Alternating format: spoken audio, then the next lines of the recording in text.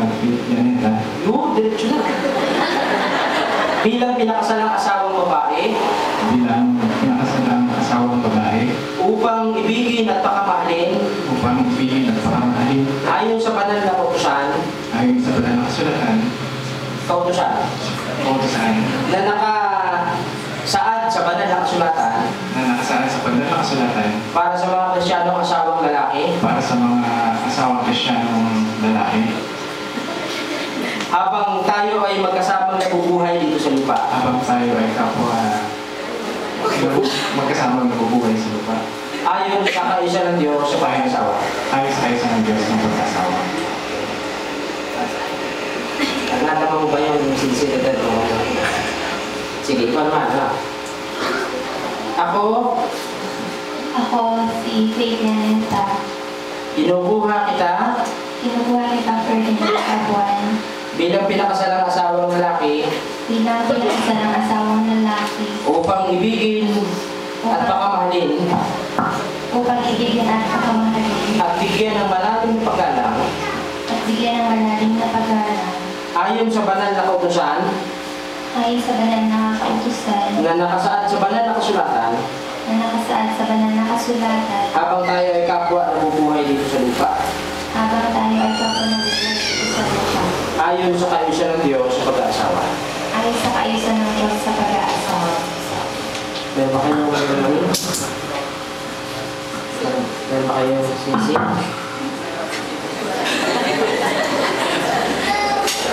Talaga nagtipid kayo, ha? Hindi kayo makakalaman kayo. Sige, pakisulat mo yung sa kanya yung third finger. At ikaw naman, Faith, pakisulo. Suot mo kayo. Ay magtatagumpay na ang pag-aasawa, hindi ganon. Kundi ang singsing ay isang panlabas lang na katunayan na ang isa ay may asawa na. Pero napapakinabangan yan pong sa mga panahon ng kahirapan ng buhay.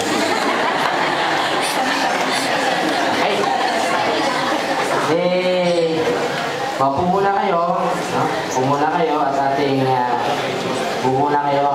witness. At ating pakasuyuan si Brother Melton Esteban, ang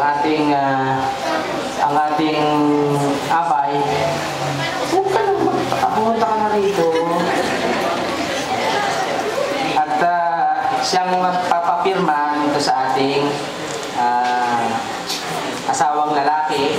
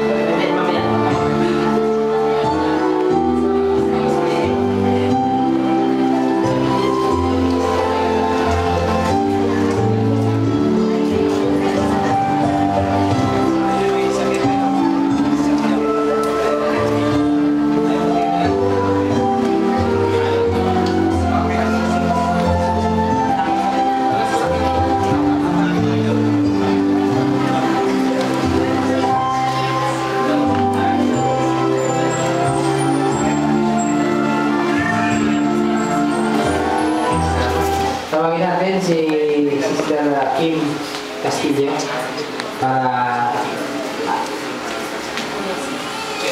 si Jessa, Sister Jessa. Wala pala dito.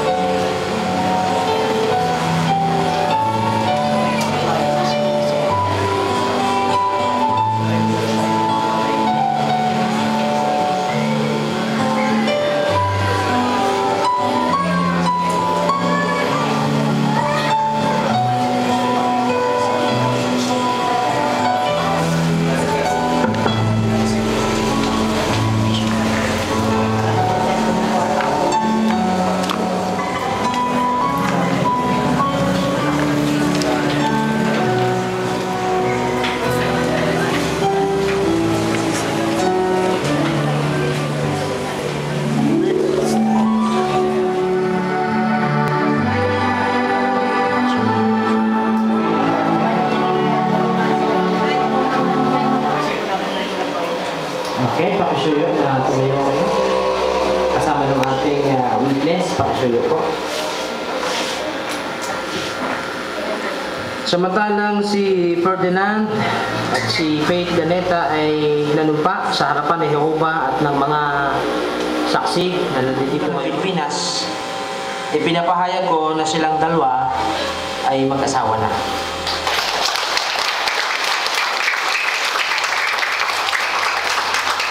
Ang pinagsama ng Diyos ay hindi pwedeng paghiwalayin ng sino man tao. Manalangin po tayo. Diyos na Jehovah, Ikaw na soberano ng buong universo. Ikaw na Diyos na ganitong kaisa ng pag-aasawa. Kami po ay lumalapit sa inyo muli upang pasalamatan ka sa tagumpay ng aming gawain sa umagang ito. Ang unang bahagi, ang seremonya ng kasal. Nawa ang mga punto na aming napag-usapan kasama sa pag-uusap nito ang bagong mag-asawa na sina Bong at si Faith. Sana po ay napahalaga nila ang mga punto, mga payo mula sa kasulatan na inyong ibinigay upang maging gabay nila sa kanilang pagtahak sa buhay may asawa. Umaasa kami ng inyong tulong sa bagong mag-asawa nito at kami ay patulungin mo para kami muling humihingi ng inyong patnubay sa aming gawain pang natitira sa tanghaling ito papunta sa reception. Ay ingatan kami at makarating ng matiwasay at patuloy na ang kaayusan ito ay maging maligaya at magdulot ng kapulihan sa inyong banal na pangalan. Salamat sa mga kapatid na kasama namin sa pagkakataong ito na nagsilbing saksi sa pag-aasawa nila Bong at Faith. Umaasa kami na buhay sa mga huling araw nito. Sa pangalan po ng inyong anak na si Jesus. Amen. Okay, harap kayo sa audience. Nais ko pong iharap sa inyo sa umagang ito si kapatid na Ferdinand at Faith Abuan.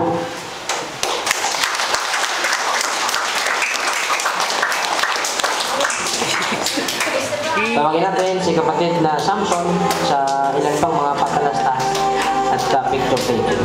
Kiss the bride.